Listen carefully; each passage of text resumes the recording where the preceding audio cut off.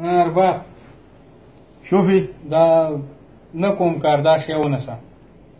كيف يعطي مفتاح؟ خلي مفتاح معك. ته څه د بر مو میلو په دې زه پوهېږم خو دا واله ستا په زبان زه نه پوهېږم نو زه ستا سره څه کار وکړم.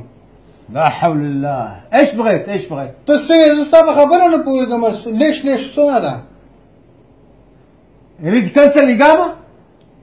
اوس یې کینسل که اوس نه کوم دا واله پاسپورت مې راکړه ځم.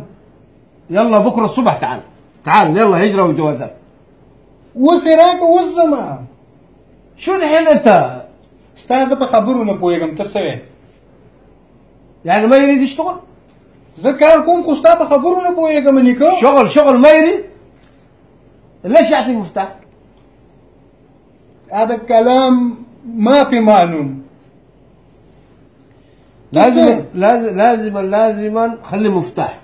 نه په دې باندې څه کوم ستا په ته ټلیفون وکړې روح هنا ما في معلوم هذا كلام. لازما هذا الشغل هذا انت شيل سالري فلوس. انت بشيل سالري فلوس. شو سالري شو؟ انت الحين شو يعني مشاوير كثيره انا اعرف من قصدك. دا تسويم ستا په خبرو نه پوهېږم ته څه وې؟ انا ما نعرف شيء يا اخي. لازم نجيب واحد يترجم كلام مال انت. ستا زه په خبرو نه پوهېږم ته چې ما ته ټلیفون وکړې چې روح هنا دا چرته. لازم هذا الشغل انت يريد فلوس. خبره یم انت يريد فلوس كل شهر يريد سالري ما يريد فلوس. ستا زه په خبرو نه پوهېږم. اجلس انا بكلمك. سوي واي جلس. نقوم كار كوما. شو مشكلة؟ هذا كلام ما في معلوم. انت شو قول؟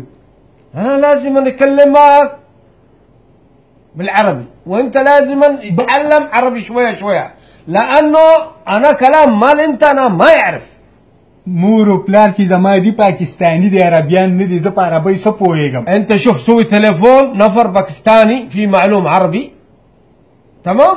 سوي كلام انا يكلمه بالعربي وهو بيكلمك نقوم کا ستا سره نقوم که ته 15000 روپۍ راکې خو نقوم د خوښ مې نه د بر مو میلو. والله ولا انا عارف كلمه من كلامك يا رجال. پاسپورت مې راکړه سبا نقوم د سره. شو يريد انت؟ يريد بيروح بلاد باكستان.